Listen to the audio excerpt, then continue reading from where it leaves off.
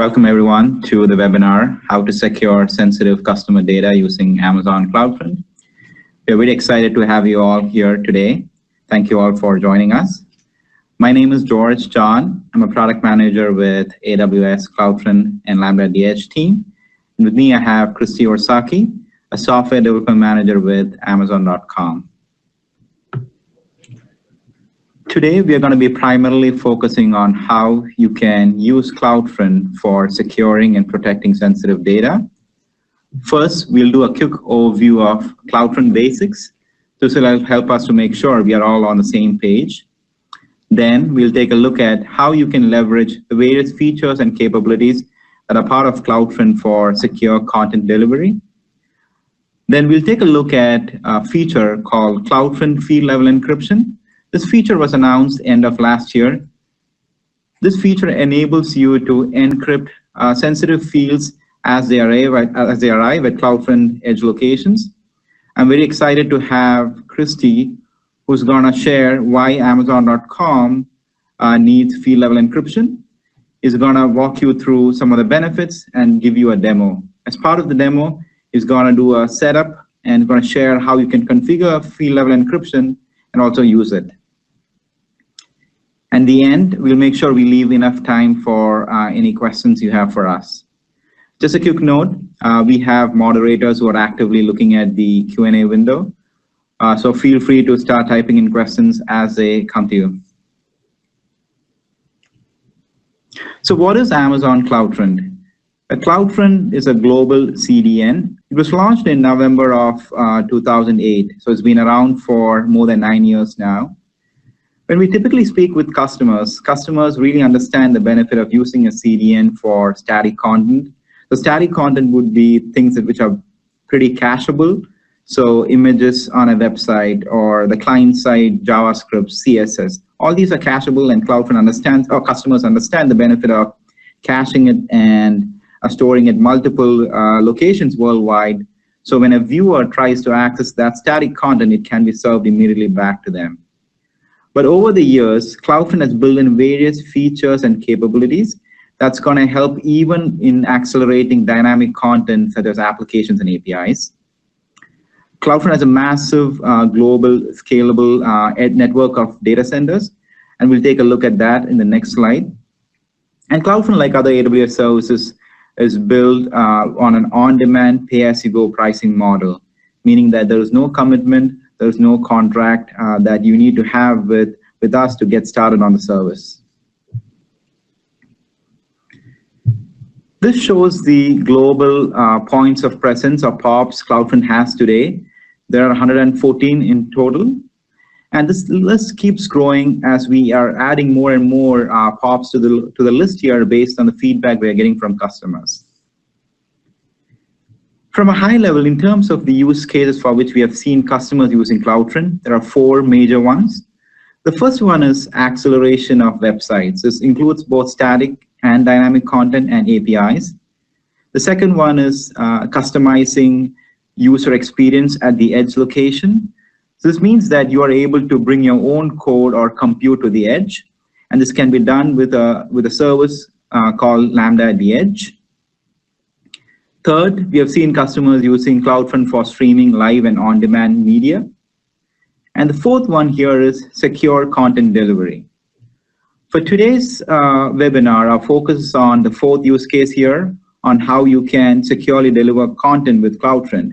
But if you're interested in learning about the other use cases, I'm going to have a page at the end where we'll have some resources for you to get started on. The first point here is protecting your applications and network and transport layer. So CloudFront over the years has built in various security features and capabilities that are automatically available to all CloudFront customers. For example, making sure that only valid HTTP and TCP requests are accepted, or dropping traffic that comes to non-HTTP ports, or protection against slow reads, safeguarding against SSL abuses. All these are built in and available to all CloudFront customers natively. And these can be leveraged without making any configuration changes or paying any additional charges. In addition to that, CloudFront also has strong integration with some of the other security services from AWS that run in the edge network. The first one here is AWS Shield. Shield is a managed DDoS offering from AWS. And Shield comes in two flavors, Shield Standard and Shield Advanced. Shield Standard is available to all AWS customers, including CloudFront customers, at no additional charges. And then we have WAF. AWS WAF is a web application firewall. It is a paid service, and if you need higher level of application level protection and security, then AWS WAF works well with CloudFront. So next point here is access control.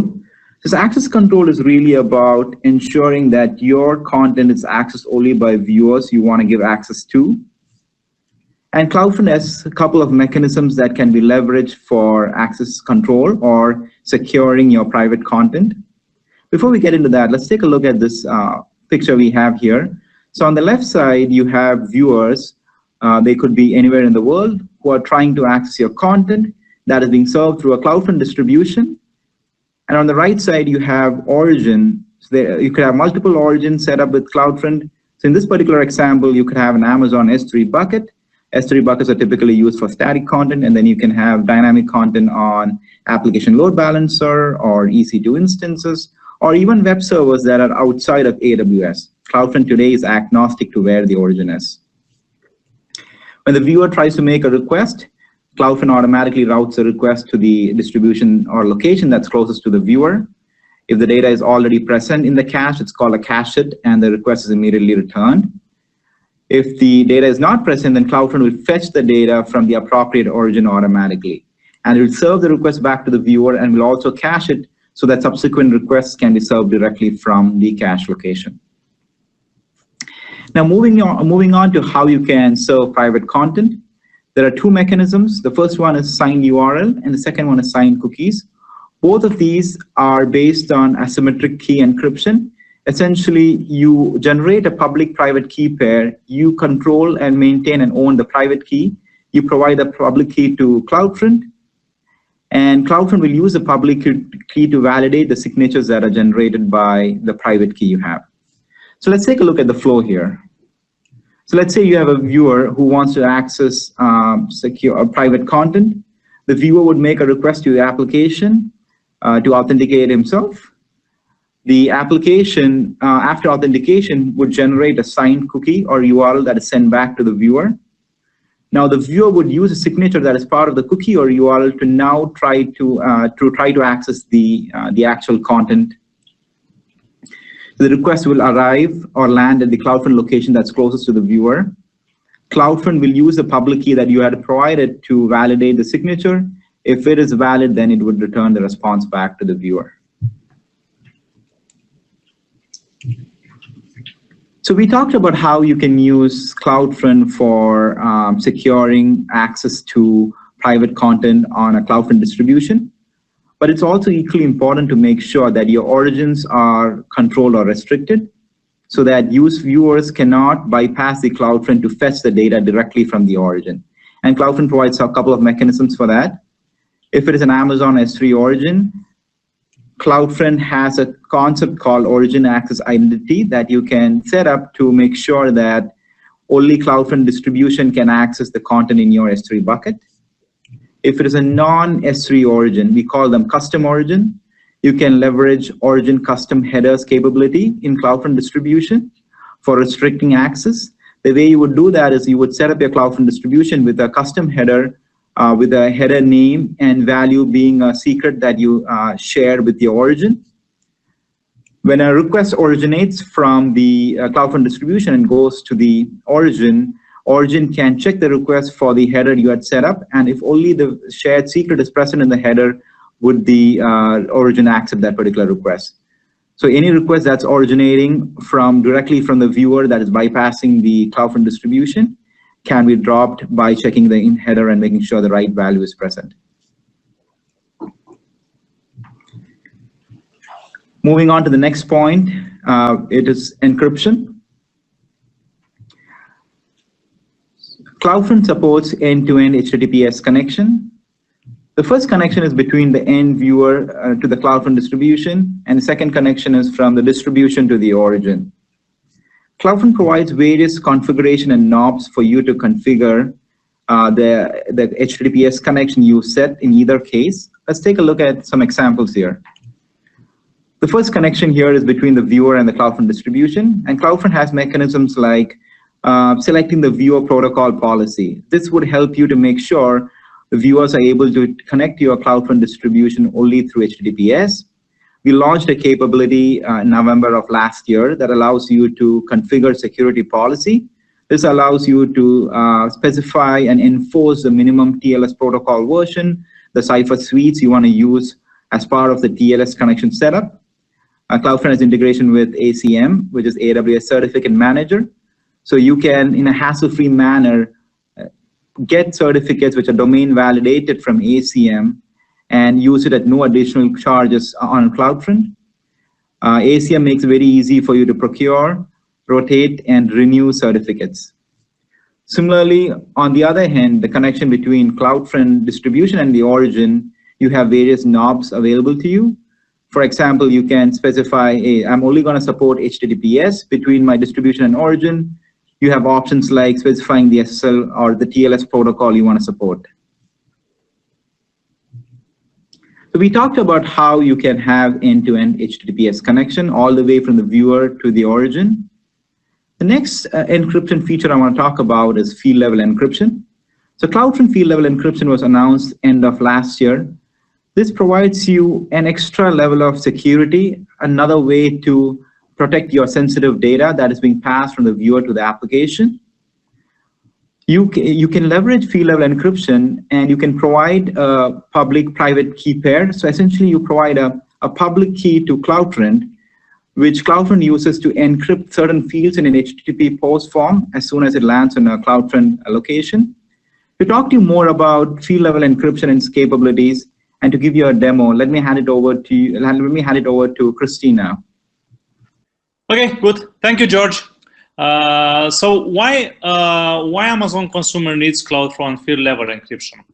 Amazon is known to be the most customer-centric in the world, and our most valuable asset is customer trust. Part of our business, we need to handle a lot of sensitive information, and this can be credit cards, addresses, social security number, bank accounts, etc. Important thing to know is that behind consumer website operate hundreds of teams maintaining different services. For example, on this page, you have a few widgets. You have the nav bar, you have the cart, you have the address widget, you have your credit cards, and then you can add later a little bit below the credit card, the new credit card. All those widgets are maintained typically by different teams, and that owns different services with different purposes. Our architectures guarantee that only the services that has a clear business needs to access sensitive data can do that. I will explain how the typical architectures looks like. So the customers go to the website or to the mobile application, fills in sensitive information, and then hit submit button. After that, it reaches the request reaches the CloudFront distribution. At the CloudFront level, the request is intercepted. It encrypts the fields you configured with the public key, and then send it further toward the origin. One important note here is that the fact that field-level encryption uses public key encryption. And one big advantage of using public key encryption is the fact that CloudFront doesn't have to make any external calls in order to do the encryption. So everything happens on the edge, and because performance is critical. And it optimizes latency, and it also increases the overall security. Now, if we zoom in, what happens on the origin side, typically the request hits an application load balancer, and then it goes to a certain services that might call other services, that might call other services, and so on. At some point, the right service will get the encrypted field, and he will be able, based on the business needs, he will be able to decrypt it with the private key. What are the benefits of using field-level encryption? It greatly reduces the number of systems we have to audit for PCI compliance. A bug in a pass-through system cannot cause sensitive information leakage, and it greatly reduces the number of people that may have access to this sensitive information, like credit cards. I will show you a quick demo to show how easy and it's to use field-level encryption.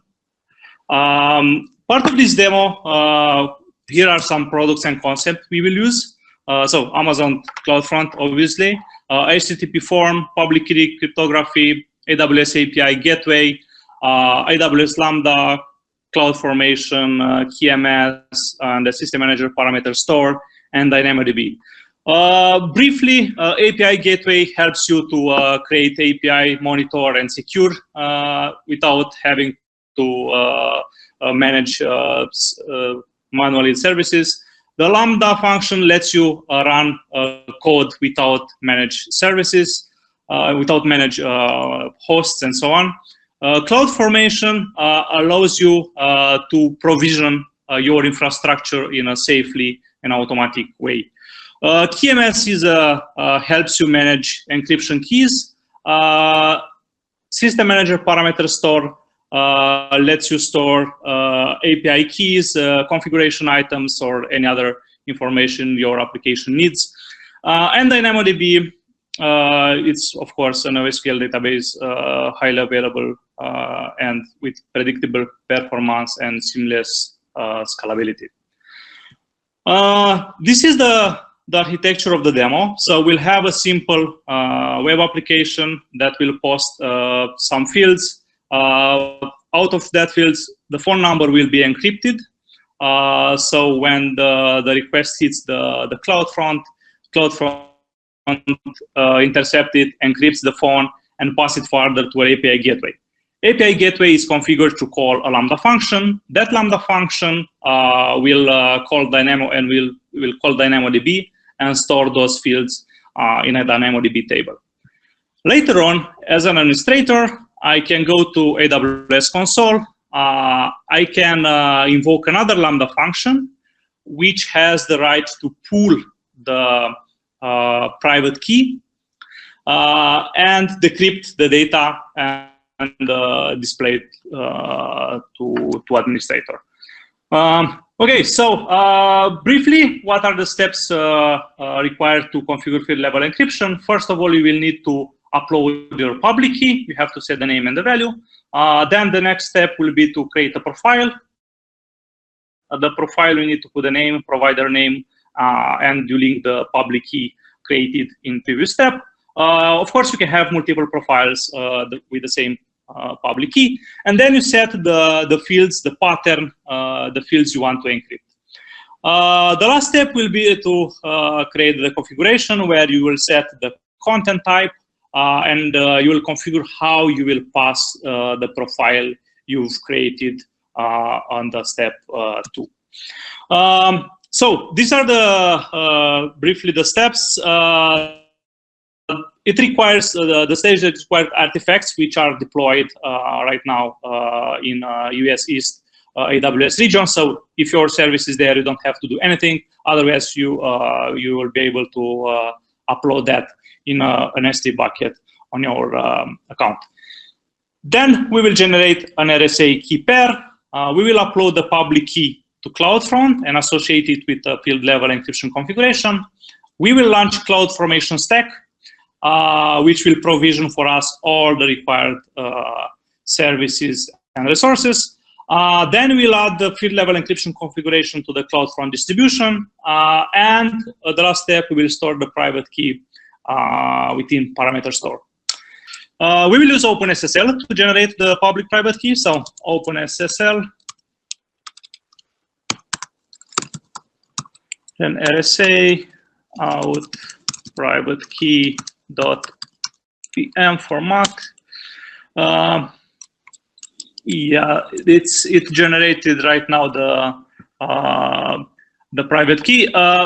one important fact here, it's by default is used, as you see, 512 bits, which is not enough. So CloudFront requires minimum 2048 bits as a key size. So we'll just remove the key we created,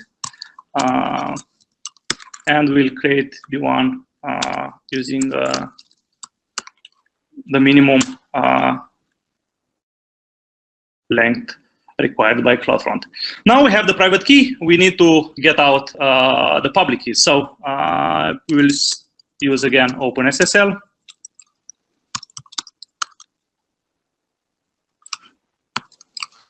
So we'll pub out, we'll get as in argument private key. We just created it. And as out argument, we'll have the public key. So now we have both private key and public key.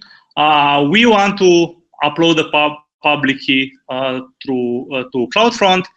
Before that, to ensure security of the private key, it's recommended that you do modify the rights to the private key, so only my user can access it.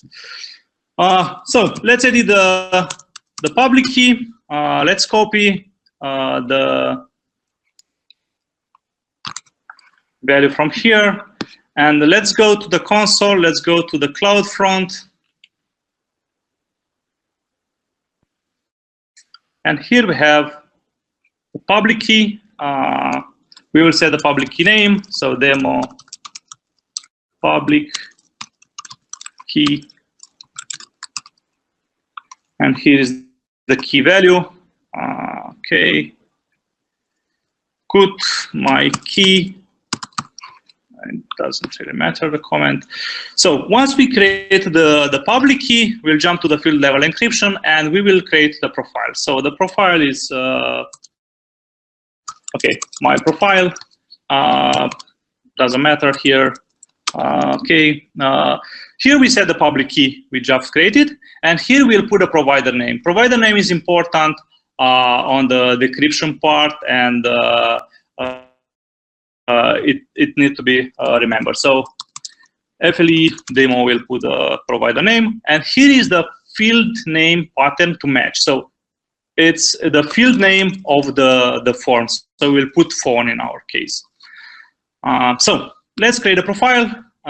We have the profile created right now. We will go and create a configuration for that. So this is my configuration. Just put a name. Here is the content type. So URL encoded. Typically, I have here a snippet. I'll just paste here. I select here the default profile. So I put my profile here. But I can also set here, I can forward the request to the origin when request content type is not configured. So it's optional. It depends on what kind of requests you want CloudFront to handle. Or also you can override the profile for a content type with a provided query argument. So for example, you might want to my profile to map a query argument and map to a certain profile. And you can add multiple and so on. But for this demo, we'll let everything default. So we will save the configuration as is. Okay, now we have everything in place. We didn't link yet with the distribution because the distribution is not yet there. So we will go. I have a snippet here, so this is available. We will have a CloudFormation template, which is available here at this address, and here it is the content. So CloudFormation template, as I said, lets you provision automatically resources you need for a certain application without an automatic fashion and in a safely manner. So here we have some parameters here: the public key, the private key path that you will have to provide. The creation time. Then you have some metadata, and then you have resources. And as resources, you have the KMS key. We will use KMS key to protect the private key within the parameter store. So that's why we need this encryption key. And then we have a field level encryption API, which is an API gateway, and this is how we configure it. Here we have some Lambda, inline Lambda functions that handle the requests. Here we have YAM roles. Here we have the DynamoDB table where we will store the fields. Here is the get function, the role. In fact, get function is here. So this is a Lambda function, inline Lambda function that will be called the get.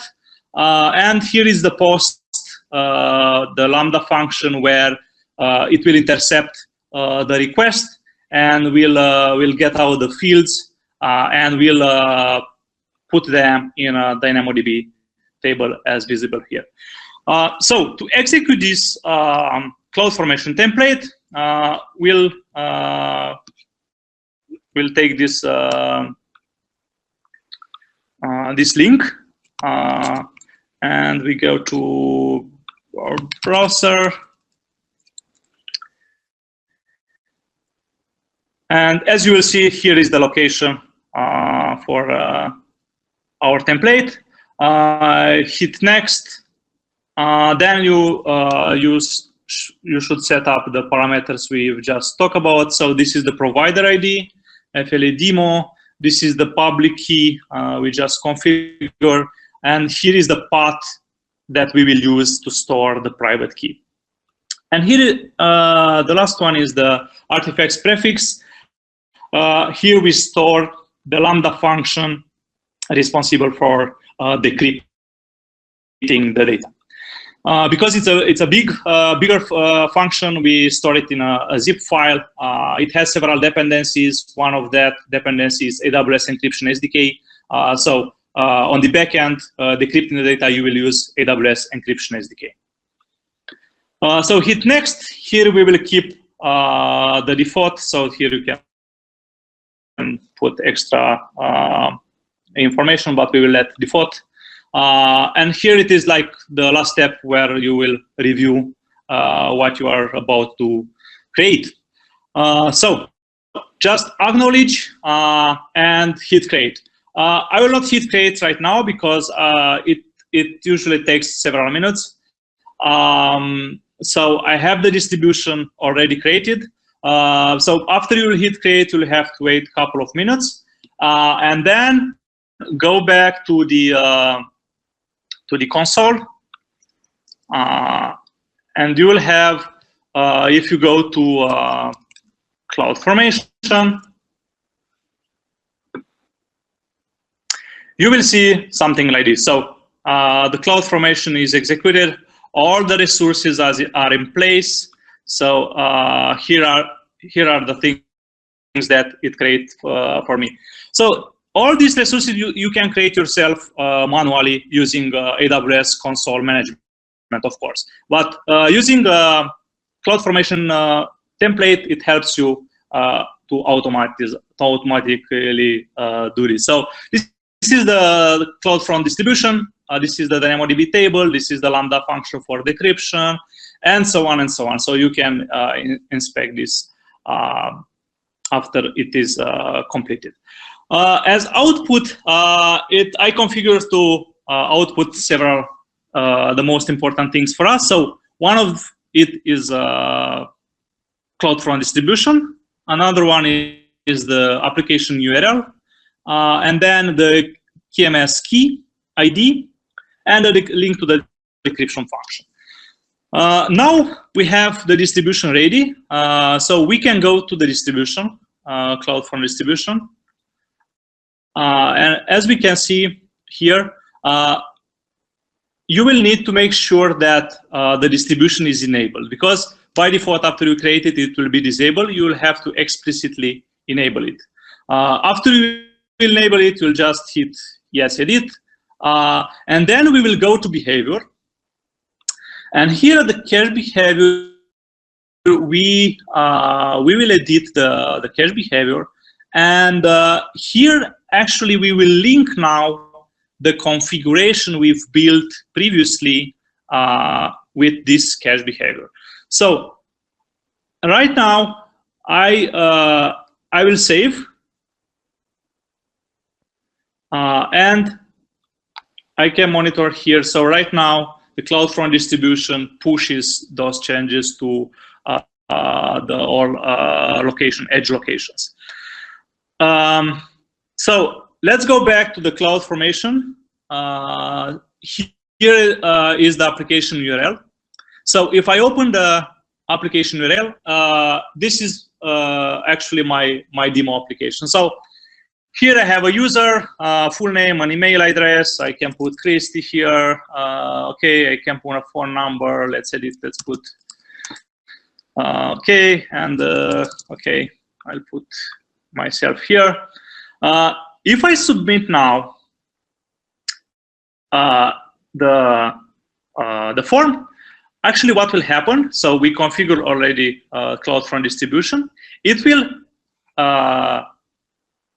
intercept my request, it will encrypt the phone number, and it will pass further to API gateway, which will pass further to the Lambda function, and the Lambda function will store it in DynamoDB. So if I submit, here we go, we have the result. So this is what it returned me. So the phone is encrypted. One thing we didn't make yet is that we don't have the private key yet uploaded to our cloud environment. So if we go now back to CloudFormation and go to the decrypt function, I might want to test if the decryption works. So I'll just select the configure test event. I'll use the default template here, hello world, and I'll just create the test. If I hit the test button here, it will fail. Why? Because it cannot find the parameter, so the private key, so it cannot decrypt the data. Now let's go back to the console and let's get out from here and let's upload the private key to parameters store using AWS CLI console. So here I have a snippet that will help me to put the private key. So what we will do here, yeah, it already executed, which is not okay because we need to pass the KMS key ID. So we need to make sure that we pick this key ID that CloudFormation created for us, copy it, and paste it here. Okay, so this command will put a parameter in a secure string type, and here is the path, and here is the file actually. So this reference my local private key file.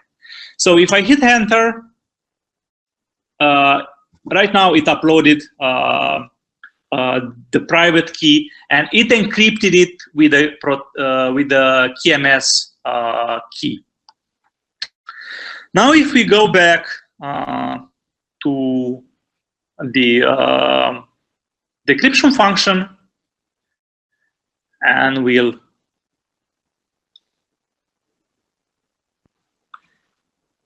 hit the test again, it should decrypt for me what I've just posted. So if I go back here, I can put also George here. I can change here George, and I can submit also. And if I go back to the Lambda function, which is this is the previous one here, and test again, it will display also George. And here is the phone encrypted, and here is the phone decrypted. So this is it. I hope you enjoyed it. George, I will hand over to George to tell you a little bit more about resources you might access. Thank you. Thank you, Christine. Now let's take a look at some of the resources we have for you to get started on some of the services and features we have discussed so far. I'll copy all this into the chat window, so you should all have access to it. At this moment, let me pause for a moment.